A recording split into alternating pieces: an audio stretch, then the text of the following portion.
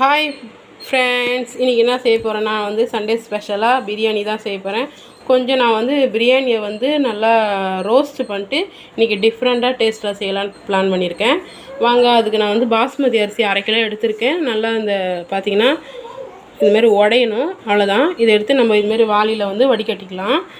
இப்போ நம்ம ஒன்றுனா நம்ம செய்ய ஆரம்பிச்சிடலாம். கொஞ்சமாக எண்ணெய் ஊற்றிக்கலாங்க. நம்ம எண்ணெய் சூடாகிடுச்சு. இப்போ நம்ம சிக்கனை ஒன்றா வச்சுக்கலாம். இந்த சிக்கனுக்கு தேவையான கொஞ்சமாக உப்பு போட்டுக்கலாங்க. நான் கொஞ்சம் சில்லி பவுடர் போட்டிருக்கேன்.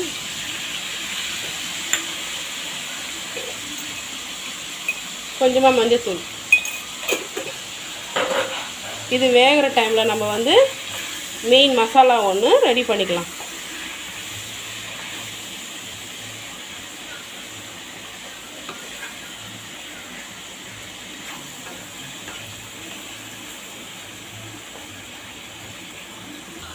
ஒரு 5 நிமிஷம் மூடி வைக்கலாங்க. இதை அப்படியே சிம்மில் வச்சிடலாம். இந்த கறி வேகட்டும். அந்த கறி ரோஸ்ட் ஆகிறவரில் நம்ம மசாலா ரெடி பண்ணணும். இது எல்லாத்தையும் நம்ம அரைச்சின்னு வந்துடலாம். கொஞ்சம் சோம்பு, கசகசா அதையும் சேர்த்து பார்த்திங்கன்னா எல்லா பொருளும் எடுத்தும் வச்சுருக்கேன். வாங்க, சட்டு போட்டு நம்ம மிக்சியில் போட்டு அரைச்சிடலாம். பிரியாணியோடைய மெயின் மசாலா அரைச்சின்னு வந்தாச்சு. இனி நம்ம இந்த பாத்திரத்தில் தான் செய்ய போகிறோம். ஒரு பக்கம் சிக்கனும் வெந்துட்டுருக்கு. இதை அடுத்த கேஸில் நம்ம மாற்றிட்டு நல்லா ரோஸ்ட் ஆகட்டும். எப்பயுமே ஒரே மாதிரி செய்கிற பிரியாணி விட இது கொஞ்சம் டிஃப்ரெண்ட் டேஸ்ட்டாக இருக்கும். ஏன்னா சிக்கன் பிரியாணியில் நம்ம அப்படியே போட்டோம்னா சக்கையாக கிடக்கும்.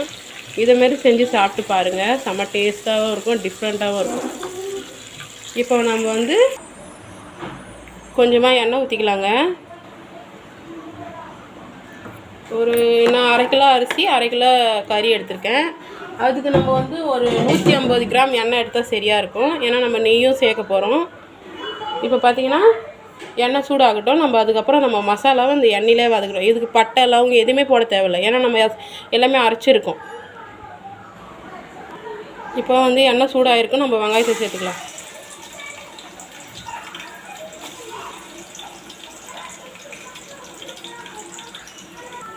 இப்போ 2 ஸ்பூன் சில்லி பவுடர் போட்டுக்கலாங்க.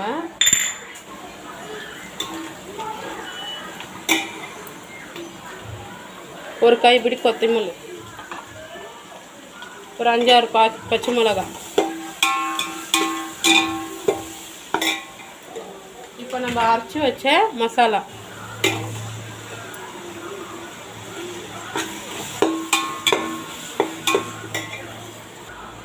இப்போ பார்த்திங்கன்னா நம்ம போட்ட மசாலா நல்லா எண்ணெய் பிரிஞ்சு வருது. இப்போ நம்ம ஒன்று ஒன்றா எல்லாமே சேர்த்துக்கலாம். கொஞ்சமாக மஞ்சள் தூள் சேர்த்துக்கலாம். தயிர்,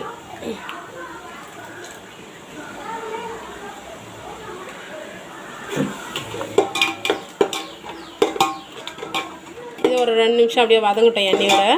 அதுக்கப்புறம் நம்ம தக்காளி போட்டுக்கலாம். இப்போ பார்த்திங்கன்னா நல்லா மசாலா தெரியுதுங்களா உங்களுக்கு? இந்த மாதிரி இருக்கணும். இப்போ நம்ம தக்காளி,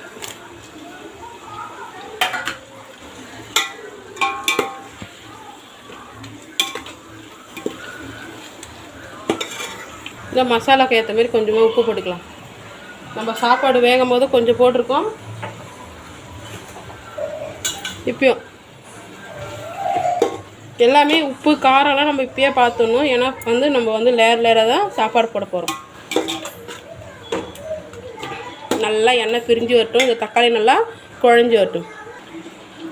இப்போ பார்த்திங்கன்னா மசாலா நல்லா ரெடி ஆயிடுச்சு. நம்ம சைடில் வறுத்து வச்ச சிக்கனை இதோடு சேர்த்துக்கலாம். எண்ணெயோடு சேர்த்துக்கலாம்.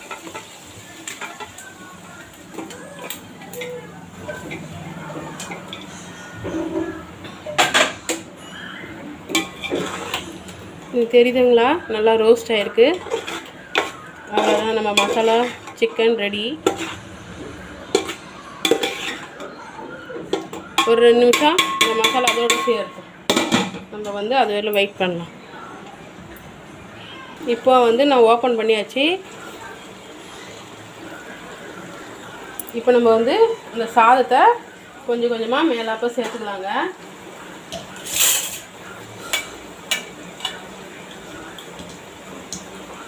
கம்ப்ளீட்டாக கேஸ் சிம்மில் வச்சுட்டு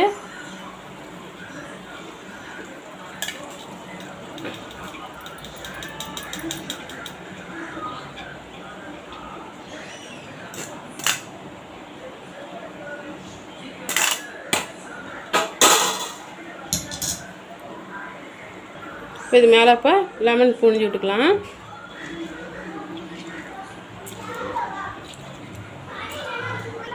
இது மேலே கொஞ்சமாக புதினாவை போட்டுக்கலாங்க. இப்போ நான் வந்து நெய்யை வந்து மேலே அப்போ ஊற்றிக்கலாம்.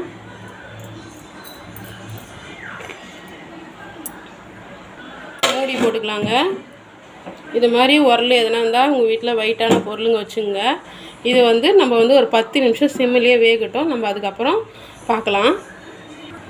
இப்போ நம்ம வந்து கொஞ்சமாக வேணும்னா நீங்கள் போட்டுக்கலாம். நான் கொஞ்சமாக ஃபுட் கலர் தான் போடுறேன், தண்ணியில் கலக்கி சும்மா லேசாக.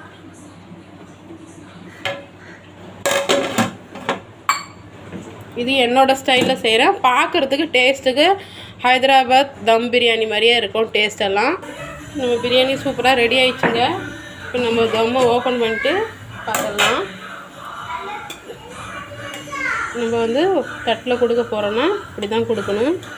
எந்த ஒரு அடி பிடிக்காமல் நம்ம போட்ட மசாலா சூப்பராக கொடுத்து இப்போ நம்ம சுட சுட சாப்பிட்லாங்க.